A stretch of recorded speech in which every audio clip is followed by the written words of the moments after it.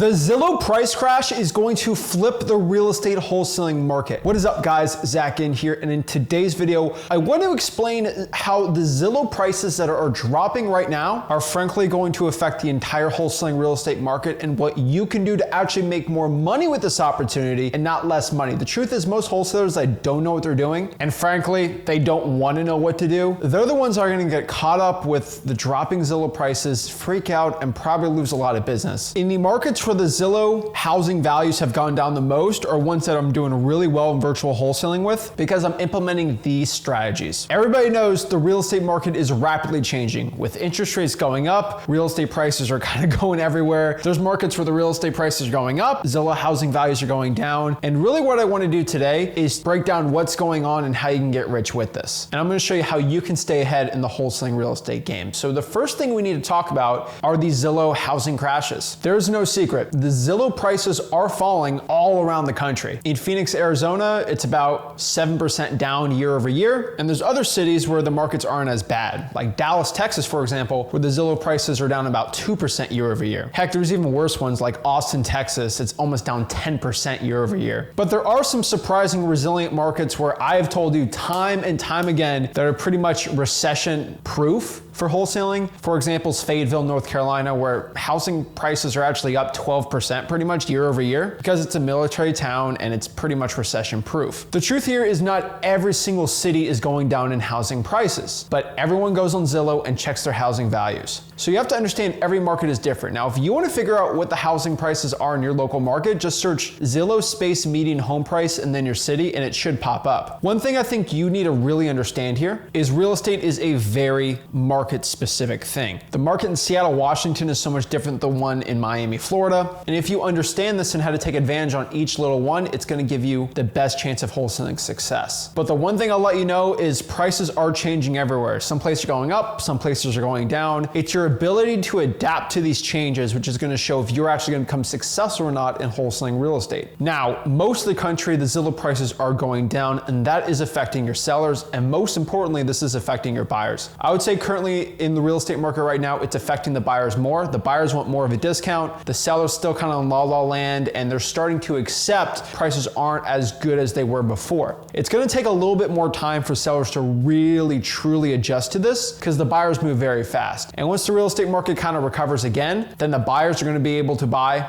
at higher prices and the seller's still not going to catch up and they just want to get rid of it for cash. And that's going to do very well in the next year or two in the future. But currently, as of this video, the one thing you need to understand to stay ahead in the wholesaling game right now is you just got to lock up prices lower. Why do you think I talk about lowballing sellers all the time and getting the best prices on your wholesaling deals? Because it's true. It's what you need to do right now. So for example, if you're used to locking up wholesaling deals for $100,000 and then selling them to a cash buyer, making an assignment fee of $20,000 to let's say 120 grand, you're just going to have to get a little lower because the buyers want to buy it for a little less. So if we're using Austin, Texas, for example, if I'm used to locking up deals for 100K, selling them for 120, it's about a $20,000 profit. What you need to do instead is probably lock up that deal for $90,000 and then sell it to a cash buyer for $110,000. These are the tales of two wholesalers right here. Wholesaler A is okay and he locks up the deal at 100K because that's what he's used to, and then he's upset and cries when the cash buyer wants to buy it for 110. But what you can do is go back to the seller and let them know, hey, real estate market's going down. Look at your Zillow prices. I can't do 100, I can do 90. And then you get it locked up for 90 and then sell it for 110,000. It's a $20,000 profit right there. Number two here, interest rates. So interest rates are going up. We don't know currently in the next Fed meeting if they're going to go up even more, or heck, they might stall and stop it, or might let it go down. Usually the Fed kind of wants to see what's going on and make their decisions from there. But just understand, you need to be neutral with what the Fed does. If interest rates go up, okay, roger that and adapt. If interest rates go down, roger that, we're going to adapt. And if the rates stay the same, we're going to roger that and then adapt to whatever that means. The real estate market's always going to be changing. It's not a bad thing when rates go up or down, but we have to understand what they indicate. When rates go up, usually prices are going to go down and vice versa. So let me give you my worst case scenarios and best case scenarios for the rest of this year and even into next year. Worst case scenario,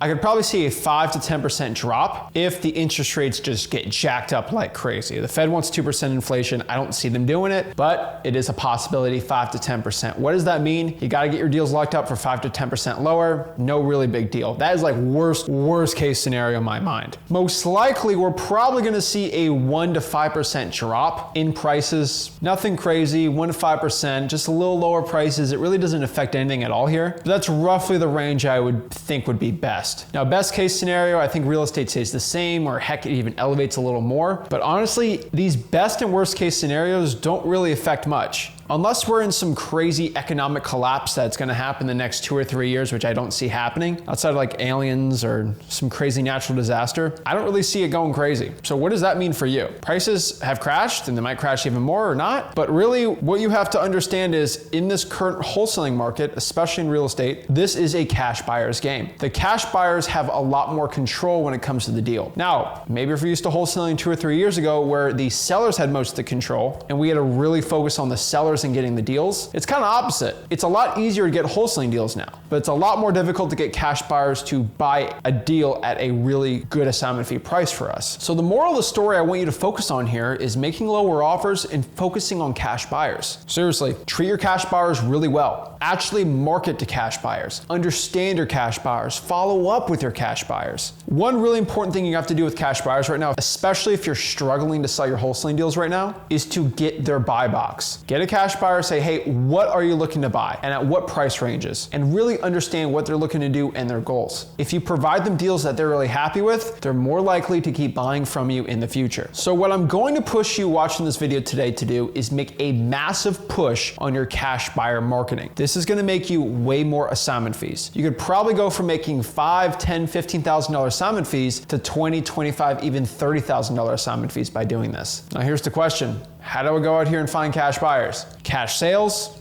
flippers. The cash sales and flippers tab you can get from PropStream, aka listrei.com right now for free. Just call these people up, say, hey, I just saw you bought 123 Main Avenue for cash. Are you looking to buy any more? My name is Zach, I'm a wholesaler. You can do the same process with property auctions, Facebook groups, title companies, talking to realtors, cold calling the for rents. Guys, these are all strategies I teach in my free wholesaling course, freewholesaling.com, for you to go out here and find these cash buyers. One really important tidbit I have to give to you is make sure you qualify these cash buyers. Everybody and their mom's a cash buyer. There's gurus out here teaching you how to lock up a deal and then daisy chain it for a profit, and they all claim to be cash buyers. Unless you get a proof of funds, you see their name on the company, actually look them up to see how many properties they've actually bought in the past year. If you don't get that stuff, that is not a good cash buyer. Make sure you actually qualify your buyers. I want to really push you today to focus on 5 hours a week at minimum to actually go out here and find cash buyers, qualify them, and talk to them. And then I want an extra hour a week strictly on following up with said cash buyers. If you can do that and focus on finding a ton of cash buyers, getting them qualified, following up with them, and making lower offers, you can actually make more money with this changing real estate market than you would have had before. The key here is to make those lowball offers, good cop, bad cop method, the methods I teach inside of freewholesaling.com, my free wholesaling course, and focusing like a madman or a mad woman on getting as many buyers as possible with the lowest offers you possibly can do. They'll make you more profits than anything in wholesaling real estate. So go out here and start doing it. This is a changing market, but that is not a bad thing. If you make lower offers, focus on your buyers more, and stick to the list that work in wholesaling real estate, you'll do well. If you want to learn exactly these strategies, just go to my free wholesaling course, freewholesaling.com. Make sure you smash that like button, subscribe, and I'll see you soon. This is Zach Ginn signing out.